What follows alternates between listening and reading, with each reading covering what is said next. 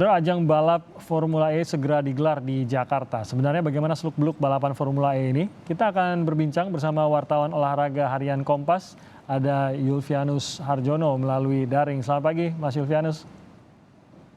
Selamat pagi, Timothy. Terima kasih Mas Yulvianus sudah bergabung bersama kami. Masih agak menggema nih suaranya Mas Yulvianus nih, semoga bisa kita perbaiki. Mas melihat ajang Formula E ini sudah dalam hitungan hari akan dilangsungkan di Jakarta. Kita tahu bahwa untuk pelaksanaannya sendiri Jakarta sudah melalui berbagai, mungkin bisa sempat menjadi polemik juga lah untuk pelaksanaannya begitu. Nah, Anda sendiri melihat dengan akan berlangsungnya, bisa dikatakan ini kita tinggal menunggu saja untuk berlangsungnya balapan Formula E ini. Bagaimana memaksimalkan dampak dari Formula E ini khususnya untuk Jakarta dan Indonesia, Mas Yulvianus? Baik, terima kasih Timothy. Ya, menurut saya ini ajang Formula atau balap e-prix di Jakarta ini terlepas dari kontroversi atau pro kontra yang sempat menguras tenaga dan pikiran kita selama ini ya dalam beberapa bulan terakhir ya.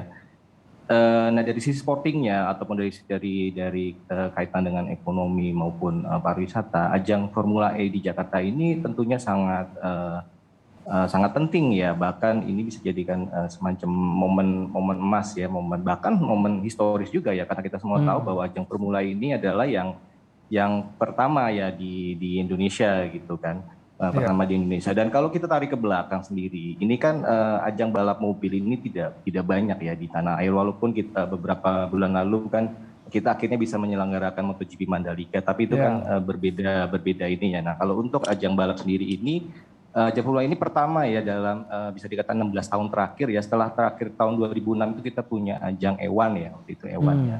Itu juga balap formula, dan ini juga balap Formula, walaupun E1 sendiri sebetulnya ketika itu kalah popularitas tentunya dengan Formula 1. Nah, kalau di Formula E ini tentu ini levelnya setara ya, karena dia sejak 2020 itu oleh FIA sudah dikategorikan sebagai World Championship, artinya kejuaraan dunia yang levelnya itu setara dengan ajang Formula 1 ya. Formula 1 ini kan ajang ajang balap mobil termegah di dunia ya. Tapi kalau Formula E ini memang khusus untuk mobil-mobil elektrik ya, atau istilahnya mobil listrik seperti itu. Nah, ini sangat monumental tentunya ya, karena kita tahu sendiri Formula E ini kalau dari sisi viewers ya, atau dari sisi penggemar ini merupakan ajang yang memiliki rata-rata kenaikan viewers terbesar ya dari beberapa kategori. Kalau Formula One sendiri itu sempat declining ya tahun 2010-an ya, mungkin orang mulai boring, mulai bosan ya dengan yang menang itu aja. Nah, ini ada Formula E.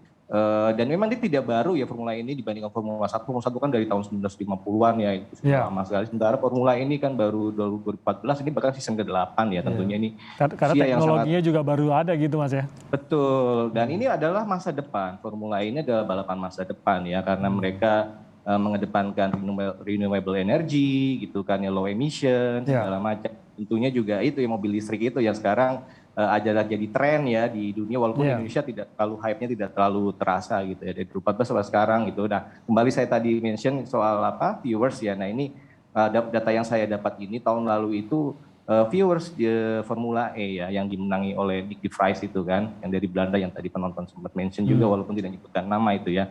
Itu kan sampai 316 juta worldwide ya, dalam artian secara gitu. Nah, ini hampir menyamai capaian viewers dari Formula 1 yang 445 juta gitu. Nah, tahun lalu itu dari 316 juta itu adalah nilai kenaikan sekitar 32% ya, 30% dari tahun sebelumnya. Jadi ini lonjakan luar biasa. Sementara Formula 1 sendiri tahun musim lalu itu 2021 kenaikannya itu hanya 3%. Jadi bayangkan ya, kenaikannya itu hampir 10 kali lipat dibandingkan ajang Formula 1. Jadi misalkan memang orang berkata, apa sih Formula E ini, cuman gitu, nggak seru, nggak ada suaranya. Tapi kalau misalkan kita di Eropa ya, misalnya di Amerika atau di Eropa gitu, mereka rata-rata memang mengikuti Formula E ini ya. Formula E karena ini lebih menarik, sesuatu yang baru, dan secara entertainment juga cukup menarik ya dari bandingkan Formula 1 ya, karena ada beberapa fitur-fitur itu yang tidak ada di F1, dia ada di Formula E seperti fan boost gitu segala macam.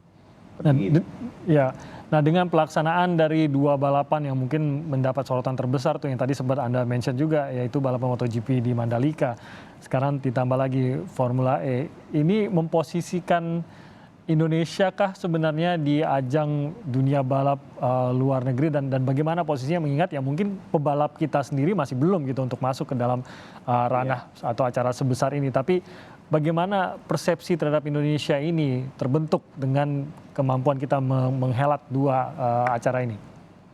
Baik, iya betul sekali. Memang kadang orang bertanya apa sih ngapain ngadain Formula E itu apa pentingnya gitu kan? Itu sama juga ketika menggelar MotoGP ya apa sih MotoGP? Nah kita tahu bahwa sebetulnya di mana-mana ya di tren itu bahwa ketika negara dalam posisi berkembang menuju maju itu banyak kan mereka berani ya menjadi tuan rumah, memberanikan diri menjadi tuan rumah ajang-ajang apa namanya olahraga, terutama ajang balap ini ya karena itu memberikan prestis ya kan. Memberikan engagement, memberikan apa sih istilahnya memberikan apa menarik, menggrab gitu ya bahwa kita ini negara Indonesia seperti ini. Nah, itu sudah dilakukan oleh MotoGP Mandalika. Nah ini untuk ajang Formula ini kesempatan baik ya buat kita sendiri sekali mendongkrak pariwisata, juga mengetahui bahwa Indonesia itu bisa menggelar ajang Formula E walaupun kita tahu ini sirkuitnya ini pembangunannya seperti Candi Prambanan ya.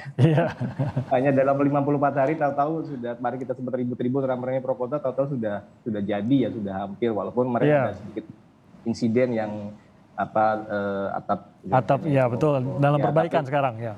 Ya whatever tapi ini kan show must go on ya. Show must go on harus kita dukung bersama karena bagaimanapun ini bukan lagi ajang Pemprov DKI atau bukan ajang salah satu tokoh politik tertentu, tapi ini adalah milik Indonesia yang milik bersama gitu ya. Kita harus kita dukung juga sama seperti yang kita lakukan ketika menghelat MotoGP Mandalika ya, karena ini landmark sebetulnya ya, landmark batu loncatan bagi Indonesia. Siapa tahu kita misalkan nanti sukses gitu ya, kita bisa step up gitu kan, memberanikan diri menggelar jadi tuan rumah Formula 1 yang ini lebih sangat prestisius tentunya ya, karena memang secara sejarah gitu kan itu sangat kuat ya. Seperti nah soal menyoroti soal ya ini yang agak sedikit ironisnya memang ya kita di MotoGP pun juga sama ya, tidak ada driver Indonesia walaupun di kelas bawahnya kita sudah mulai Nah di depan ini sendiri pun memang dari 22 driver yang akan tampil itu memang tidak ada pembalap Indonesia. Tapi ini kan kembali ya ini kan balapan ini kan tidak mudah ya, apalagi kita tahu ya selama 2 dekade terakhir ini kan event balapan Indonesia kan declining ya. Setelah Sentul kita tidak punya lagi sirkuit yang istilahnya berkelas dunia ya, baru ini yang untuk FIA standar FIA kan baru di di sirkuit IPRIX ini ya, walaupun nanti masih butuh homologasi kayaknya, mungkin hari Jumat nanti akan ada homologasi jadi. Oke, nanti kita akan bahas lebih lanjut lagi bagaimana juga langkah jangka panjangnya nih, mengingat tadi kan sempat disebut juga bahwa ini sempat Prambanan lah membuat sirkuitnya.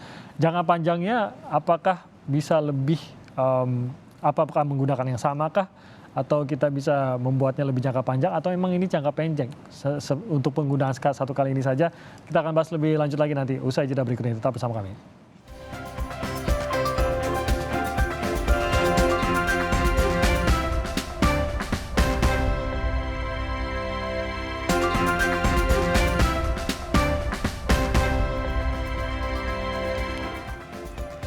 Ya, kita masih bersama wartawan olahraga Kompas dan Mas Julianus Harjono di sini. Mas Julianus, kalau tadi saya melanjutkan lagi mengenai efek dari atau dampak dari ajang Formula E ini sebenarnya karena sirkuitnya ini kita tahu bahwa ini agak diburu-buru karena ada polemik lah sebelumnya gitu. Ini kalau memang kita berencana melaksanakannya lagi, kira-kira apakah memang akan mempertahankan seperti ini atau justru kita harus lebih siap lagi kalau kita mendapatkan kesempatan yang sama lagi? Iya, ini pertanyaan yang menarik ya. Tentunya ini ini kan persoalannya di ajang IPRIX sendiri ini ya. Kita belum tahu ya seperti apa yang kesan dari pembalap ya, karena itu baru akan dilakukan siang ini ya dengan test shakedown ya nanti. Nah kalau kita bandingkan misalkan dengan beberapa ajang lain atau paling dekat lah di Mandalika waktu itu kan sebelum balapan MotoGP sebelum hari ya, itu kan ada rangkaian uji coba, rangkaian tes ya, seperti di Tanah bulan November dengan ada ajang World Superbike ya. Ketika itu terus dilanjut dengan bulan Februari ada tes pramusim gitu. Nah dari situ bisa terlihat tuh apa sih kekurangan dari sirkuit ini kan terungkap, misalkan ketika itu bulan Februari ternyata aspalnya mengelupas gitu ya. asal melupas karena panas juga atau mungkin belum jadi ya, karena di Mandalika pun juga sama ya, prosesnya itu dikebut ya, walaupun tentunya tidak secepat di di sirkuit IPRIX Jakarta ini gitu ya. Nah, ketika ketahuan baru kan dari pihak NGPA melakukan semacam evaluasi dan ada perbaikan ya dengan mendatangkan langsung konsultan mereka ya. Ketika itu mengaspal ulang gitu. Walaupun di hari-harinya juga tidak luput ya dari jumlah masalah, ada keluhan aspal, komentar segala macam itu juga muncul. Nah, ini saya agak khawatir terus terang dengan ajang IPRIX nanti ini karena tidak ada touchdown, bahkan panitia bilang ini nggak perlu uji coba dulu, bisa lewat simulator gitu. Nah, ini kan hal yang berbeda ya, itu kan dari segi teknik ya untuk mengetahui, tapi kan kita belum tahu nih, ini kan masih belum pernah dipakai sama sekali gitu. Nah itu, jadi masih ada resiko gitu, sebenarnya, tapi betul, ini yang harus diatasi gitu ya. Iya, tapi whatever itu, ini saya bicara sekali lagi, ini saya must go on gitu. Ya, tidak mungkin mundur lagi. Dan yang perlu dicatat juga, ini kan bukan hanya untuk tahun ini aja, ini kan sudah pihak pengelola ya sudah terikat dengan dengan penyelenggara Formula E ini untuk sampai 2024 ya. Bahkan awalnya ini kan dari negosiasi segala macam dari tahun 2019 sebetulnya kan direncanakan 2020 kan. 2020 sampai 2024 selama 5 musim kontraknya gitu. Emang biasanya long term ya, sama seperti di Mandalika, biasanya long term, tidak hanya 1 tahun 2 tahun gitu kan. Nah, ini jadi pasti saya yakin mungkin ada beberapa kekurangan ya. Kekurangan ya. Tapi itu akan step by step ya, akan terus step up supaya mungkin bisa memperbaiki diri di tahun berikutnya, di tahun 2024. Tapi memang untuk standar dari sirkuit IPRIX ini memang dia kan kemungkinan hanya mendapatkan homologasi level 3 ya, atau level 3 ini dari FIA, dalam arti memang hanya untuk balapan yang mobil agak kecil yang tidak terlalu kencang ya, untuk seperti Formula E. Tapi untuk kayak Formula 1 itu sangat tidak bisa gitu, karena dia membutuhkan level yang berbeda. Dia perlu grade 1 ya, grade 1 grade tertinggi, seperti kalau di Mandalika itu dia kan dapat grade A dari FIM ya, Federasi Balap Mobil Motor, maaf. Kalau ini kan Federasi Balap Mobil. Tapi paling tidak ini masuk portfolio Indonesia untuk pelaksanaan, dan kalau kita memimpikan pelaksanaan F1 di Indonesia, ini masuk ke dalam portfolio tersebut gitu ya Mas, setidaknya ya? Betul, ini pasti akan disorot oleh dunia ya, pasti akan disorot dunia, banyak mata akan melihat, tentunya juga banyak sponsor-sponsor luar, calon sponsor luar, tentunya juga dari FIA sendiri juga akan datang ya, dan dari situ mungkin juga akan dijajaki ya, apakah kita bisa menyelenggarakan ajang lain, misalkan WEC atau balap pertahanan, atau mungkin WRC, atau mungkin yang paling tinggi tadi ya Formula 1. Karena saya dengar juga kan sekarang kita sedang berancang-ancang bangun sirkuit Formula 1 di Bintan ya. Iya. Dan katanya menelan anggaran di atas 1 triliun ya, karena memang bikin sirkuit Formula 1 ini mahal. Pasti, standarnya ya terbaik dunia ya. Butuh Rp 4 triliun hanya untuk bangun sirkuit, belum untuk kontrak ya, misalkan hosting fee-nya itu bisa nyampe 500 miliar itu satu tahun gitu. Jadi memang sangat suatu hari akan sampai ke sana, semoga gitu ya, tapi ini merupakan salah satu langkah menuju ke sana. Singkat saja Mas Silvianus, sebagai penutup, mungkin belum banyak yang terlalu mengikuti Formula E ini, siapa yang harus kita perhatikan di sini untuk ya masuk ke dalam nuansa pertandingannya lah, tim-tim yang dijagokan, mungkin boleh di-share juga siapa yang harus menjadi perhatian nih Mas? Ya, kalau saya melihat timnya tentu Mercedes ya. Mercedes ini tim yang sangat powerful, tidak hanya di F1, walaupun di F1 sekarang agak turun, tapi di ajang Formula ini Mercedes luar biasa bagus ya. Dia punya 2 pembalap yang hebat ya, ada Stoffel Vandoorne ya. Stoffel Vandoorne ini mantan rekan timnya Sean Gelael ya di WEC gitu, dan dia juga ada Nick de Vries ini juara bertahan ini, populer ya karena Nick de Vries ini kan pembalap Belanda, dia katanya punya darah Indonesia gitu, katanya. Kakeknya ini orang Indonesia gitu, dan dia inilah perwakilan setidaknya gitu ya, sedikit. Jadi lokal hero kita nanti ini, kayaknya bakal jadi lokal hero kita, patut kita tunggu ya. Setidaknya walaupun kita tidak punya driver ya di sana ya, mungkin nanti siapa tahu Sean yang nonton mungkin tergerak ya untuk bisa turun, karena dia pasti akan beruni dengan bekas-bekas rekan timnya di sini. Untuk sementara mungkin bisa didukung Nick de Vries. Oke, mungkinkah dalam waktu dekat kita akan memiliki driver yang mungkin berlomba di ajang Formula E dan bertanding di Indonesia suatu hari begitu, Anda lihat? Nah itu, saya pikir tadi Sean Gelael, coba aja dicoba. Oke, itu harusnya ada jalan ya. Dia sudah biasa Formula E, iya betul kan. Oke, baik Mas Silvianus Sarjono, terima kasih banyak sudah bergabung bersama kami dalam perbincangan Formula E. Kita doakan bersama pelaksanaan berjalan dengan lancar. bahwa ada polemik-polemik yang sudah terjadi. Nanti kita lihat juga bagaimana juga solusi atas hal ini. Tapi kita dukung dulu ya Mas ya, agar Formula E ini bisa berjalan dengan lancar baik untuk seluruh negeri. Baik, terima kasih Mas Silvianus Harjono, wartawan olahraga harian Kompas sudah bergabung bersama kami. Selamat pagi Mas.